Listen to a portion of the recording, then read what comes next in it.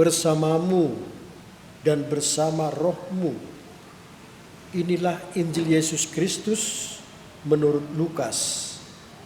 Dimuliakanlah Tuhan.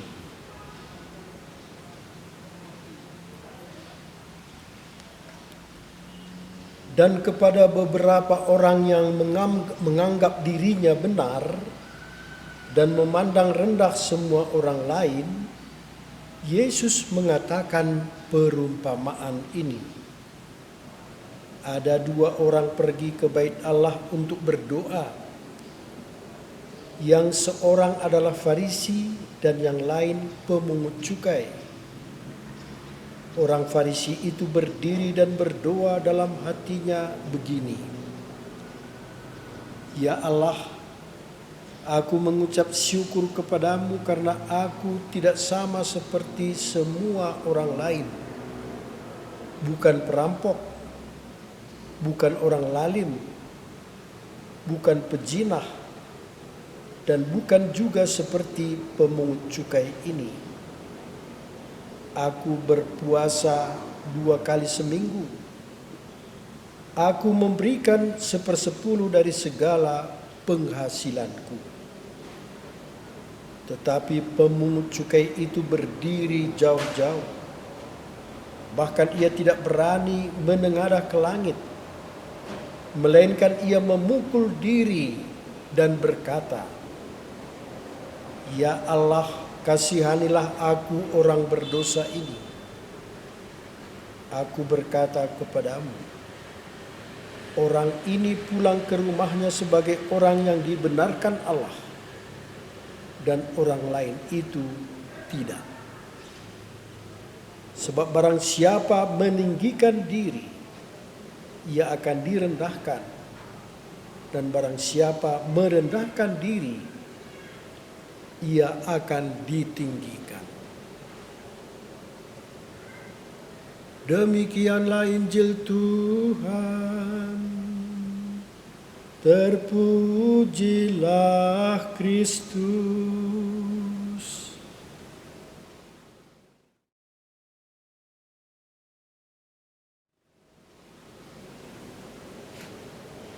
Bapak, Ibu, saudara-saudari terkasih dalam Kristus, teristimewa semua umat Katolik di Keuskupan Agung Medan. Hari Minggu ini Gereja sedunia, Gereja Katolik merayakan Hari Minggu Misi yang ke-96. Maka pada kesempatan ini, marilah kita bersama-sama merayakan Hari Minggu Misi ini sesuai dengan himbauan Paus dan juga Dirnas lewat majalah Missio KWI, agar kita mengikuti Minggu Misi ini dengan penuh sukacita dan juga penuh dengan makna. Hari Minggu Misi sedunia menjadi hari istimewa bagi Serikat Misi Kepausan, di mana seluruh umat Allah diundang untuk memperbarui semangat dan komitmen misioner. Tuhan bersabda dalam Kisah Para Rasul bab 1 ayat 8. Tetapi kamu akan menerima kuasa kalau Roh Kudus turun ke atas kamu. Dan kamu akan menjadi saksiku di Yerusalem dan di seluruh Judea dan Samaria dan sampai ke ujung bumi. Itulah misi yang Tuhan Yesus percayakan kepada para murid-Nya sebelum Ia terangkat ke surga. Gereja meneruskan tugas misi tersebut karena gereja pada hakikatnya bersifat misioner. Gereja ada untuk bermisi.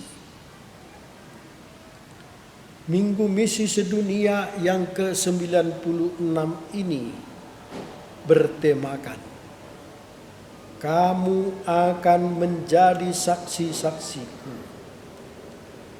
Dalam pesannya, Paus Fransiskus mengingatkan kita bahwa setiap orang yang telah dibaptis dipanggil untuk misi. Kita diajak bersama-sama membangun gereja yang misioner, bergerak keluar untuk memberikan kesaksian cinta kasih Allah kepada seluruh umat manusia. Misi dipercayakan kepada gereja. Maka mari kita ikut ambil bagian bersama-sama dalam persekutuan komunitas gerejawi. Bapak, Ibu, saudara-saudari terkasih, bagaimana caranya kita agar dapat menjadi saksi Kristus di tengah-tengah zaman now ini?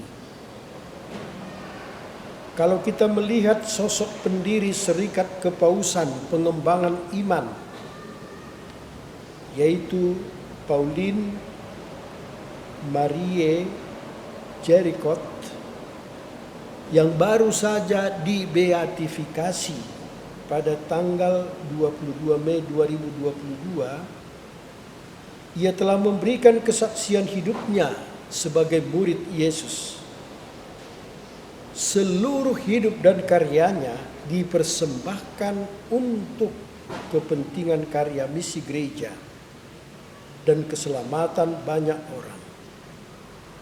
Apakah Pauline Jerichot dapat menjadi contoh saksi Kristus, misionaris zaman now ini?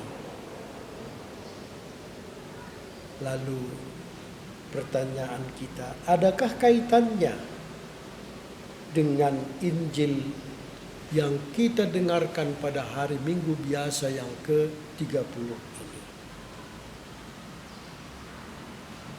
Jawabannya tentu ada. Sebagaimana contoh teladan Pauline Maria. Berdasarkan Injil hari ini, pertama-tama kita menjadi saksi Kristus sebagaimana diharapkan oleh Kristus, yakni dengan berdoa dan tobat. Orang Farisi dan pemungut cukai berdoa, namun dengan doa yang berbeda. Tuhan melihat hati seseorang yang penuh dengan kerendahan hati dan pertobatan. Pemungut cukai berdoa mohon belas kasih Tuhan dan pengampunan. Doa tersebut didengarkan Tuhan. Doa dan penyesalan menjadi poin penting dalam relasi iman kita kepada Tuhan Yesus. Pauline Maria dalam hidupnya juga melakukan hal yang sama. Ia berbalik mengarahkan hati secara total kepada Tuhan dengan doa dan tobat. Dan itu dilaksanakannya lewat doa, lewat berekaristi dan penyembahan adorasi yang secara rutin ia lakukan. Akhirnya ia menemukan cinta sejati yang berasal dari Allah, yang mampu menggerakkan hatinya untuk menjadi saksi Allah. Iman yang ia hidupi tumbuh dengan subur, yang membuatnya menjadi pribadi yang peka akan kehadiran Allah lewat dalam hidupnya. Begitulah cara kita menjadi saksi Kristus seperti yang dilakukan oleh Pauline Maria. Menunjukkan sikap kita dengan tobat, dengan doa dan tobat secara rutin. Yang kedua, kerendahan hati. Pemungut cukai menyadari dirinya bahwa ia orang berdosa. Dengan segala kerendahan hati ia ungkapkan dalam doa, "Ya Allah, kasihanilah aku orang yang berdosa ini."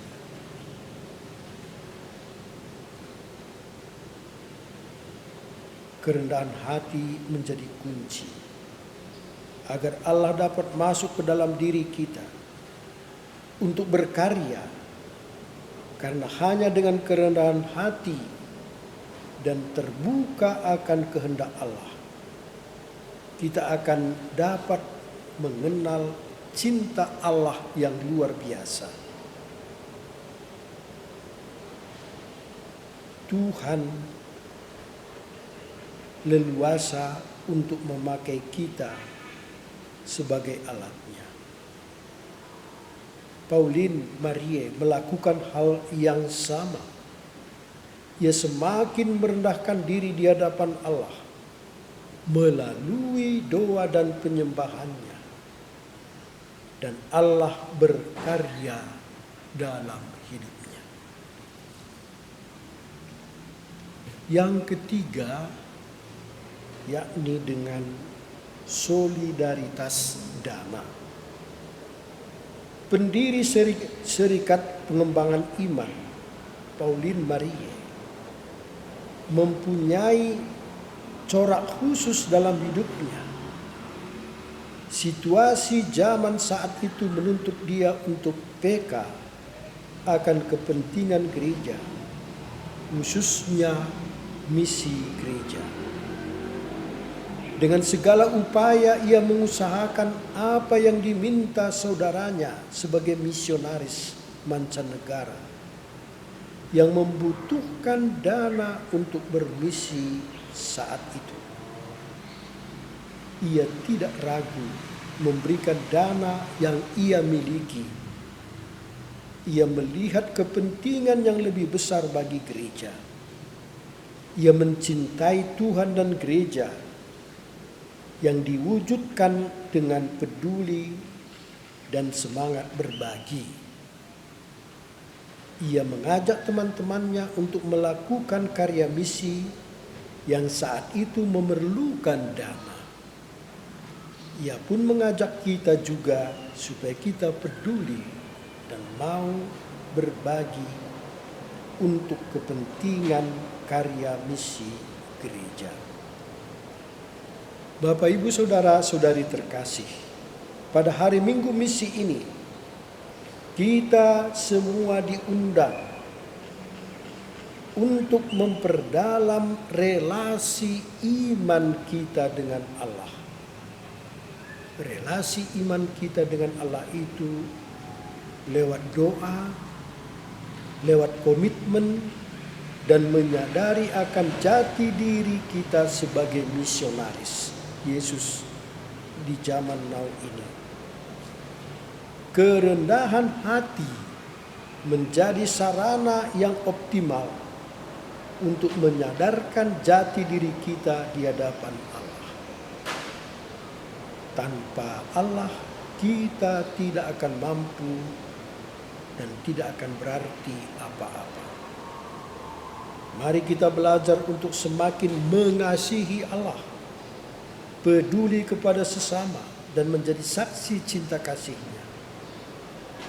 Kita hadir sebagai misionaris Yesus dan menjadi saksinya.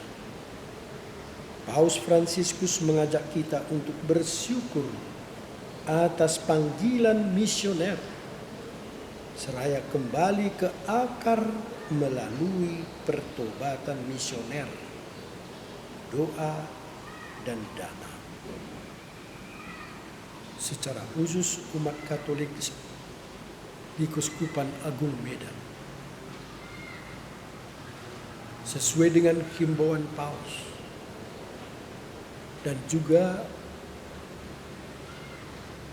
lewat Injil yang kita dengarkan hari ini, mari kita menyambut dan merayakan hari Minggu misi ini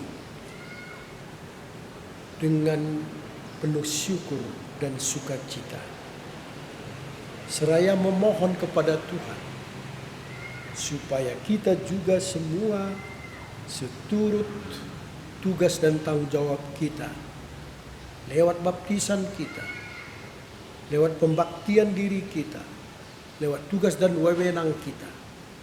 Mari kita menjadi saksinya lewat teladan yang disampaikan oleh Pauline Marie, yakni lewat doa dan tobat, lewat sikap rendah hati dan mau berbagi. Dan pada hari Minggu misi ini telah digariskan juga dalam gerakan keuskupan supaya kita bersama-sama merayakan Minggu misi ini dengan sikap rela berbagi. Semoga kolekte yang kita berikan pada hari Minggu misi tanggal 23 Oktober 2022 ini, itu kita berikan, kita persembahkan untuk karya misi gereja, baik universal, baik juga partikular dan lokal. Kita persembahkan itu sebagai gerakan kita secara bersama di Keuskupan Agung Medan. Kiranya apa yang kita buat ini lewat pribadi maupun juga kelompok, komunitas, dan juga kita rayakan bersama-sama dalam perayaan Ekaristi ini berkenan pada Tuhan dan membangun hidup kita ke alam sikap perutusan yang berkenan pada Tuhan, menjadi utusannya yang setia dan selalu siap diutus, karena Tuhan sendirilah yang menjadi pengutusnya. Selamat merayakan Hari Minggu Misi yang ke-96. Tuhan memberkati kita sekalian. Amin.